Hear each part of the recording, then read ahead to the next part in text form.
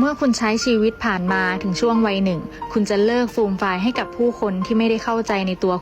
คุณจะหันหลังให้คำติฉินนินทาหรือการว่าร้ายคุณจะใช้ชีวิตตามปกติธรรมดาและเลิกสนใจว่าใครจะมองคุณยังไงคนที่ตัดสินคุณจากคำพูดเพียงไม่กี่ประโยคจากคนที่ต้องการเหยียบคุณให้จมดินคุณได้แต่ยิ้มจางๆให้พวกเขาคุณจะไม่เป่าประกาศความดีของตัวเองหรือแม้กระทั่งเป่าประกาศความชั่วของคนอื่นคุณรู้ว่าคุณเป็นใครและกำลังทำอะไรอยู่คุณรู้ว่าคุณไม่ใช่สีขาวเช่นเดียวกับที่คุณก็รู้ว่าคุณไม่ใช่สีดำคนที่พยายามทำให้คุณกลายเป็นสีดำคุณได้แต่มองเขาด้วยสีหน้าที่เรียบเฉยอย่างไรสีดำก็ย่อมเปื้อนมือของเขาอยู่ดีคุณมีวัยวุฒิที่เกินกว่าที่จะร้องหาพวกความสันโดษคือกุญแจล้ำค่าแห่งชีวิตยิ่งน้อยคนก็ยิ่งน้อยความคุณปิดประตูเดินเข้าบ้านด้วยความสงบคุณไม่อาฆาตใครอีกแต่ก็ไม่ยอมถูกทำร้ายง่ายๆเหมือนที่ผ่านมาคุณแค่ปิดประตูจากคนที่ทำให้คุณเสียใจ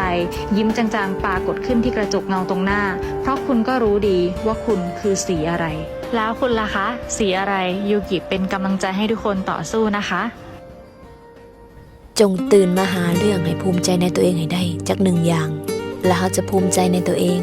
พอมื้อนั้นจะกลายเป็นมื้อที่พิเศษที่สุดของเฮาอย่าเอาตัวเองไปเปรียบเทียบกับไผเพราะเฮาแข่งกับตัวเฮาเองบ่ได้แข่งกับคนอื่นอดีตเฮาเคยจดจำว่าเฮาเป็นคนแบบใดมื้อนี้บ่แม่นแล้วเฮาจะเปลี่ยนเป็นคนใหม่ที่ดีกว่าเก่าสิ่งที่มันทรงพลังที่สุดที่ช่วยเฮาให้เปลี่ยนแปลงตัวเองได้นั่นคือคำเว้าที่เฮาลมกับตัวเองสั่งตัวเองใหม่คอยเฮ็ดได้ทุกอย่างที่อยากเฮ็ด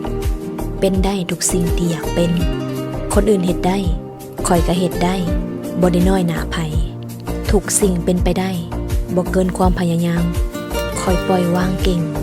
บ่คอยสนใจเรื่องผู้ใดทุกสิ่งที่คอยอยากได้บ่ได้เกินกำลังที่คอยจะเอาทุกสิ่งทุกอย่างมันง่ายไปหมดเลยเพราะฮู้แล้วว่าเฮ็ดใจสบายๆปล่อยวางง่ายและจะได้ทุกอย่างส่วนอนาคตว่าสิ่งใดสิเกิดก็ปล่อยให้มันเป็นไปได้ก็เอาบ่ได้ก็เฮ็ดใหม่สิเฮ็ดจนกว่าสิได้โดยบ่ได้คาดหวังพอคอยกำลังสู้กับวินัยตัวเองสู้กับความย่านสู้กับใจตัวเอง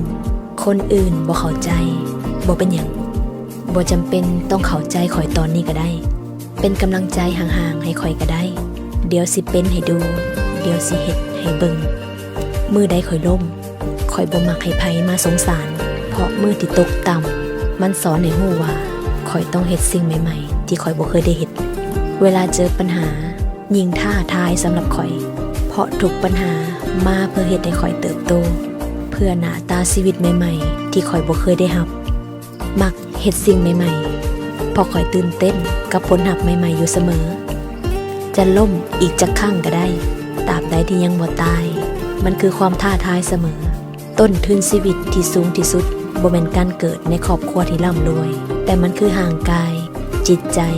และศักยภาพที่ข่อยมีข่อยสิสร้างชีวิตอีกจักครั้งก็ได้สิผลิตเงินขึ้นมาเท่าใดก็ได้มันขึ้นกับใจข่อยอยากจะเอามันขึ้นกับว่าสิ่งนั้นมันคือเป้าหมายชีวิตหรือบ่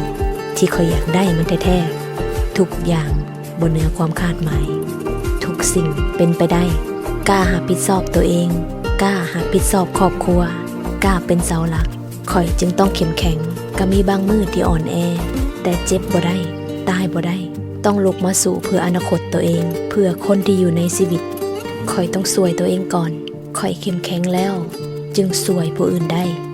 จึงเป็นต้นแบบให้ผู้อื่นได้เพราะฉะนั้นกำลังกายกำลังใจจึงสำคัญที่สุดในชีวิตเลือกคบคนเลือกป้อนสิ่งดีๆเข้าหาตัวเองอย่าปล่อยให้ชีวิตมีห้อยหัวทุกอย่างต้องดีที่สุดและเฮ็ดมื้อนี้ให้ดีถึงดีที่สุดเช่นกัน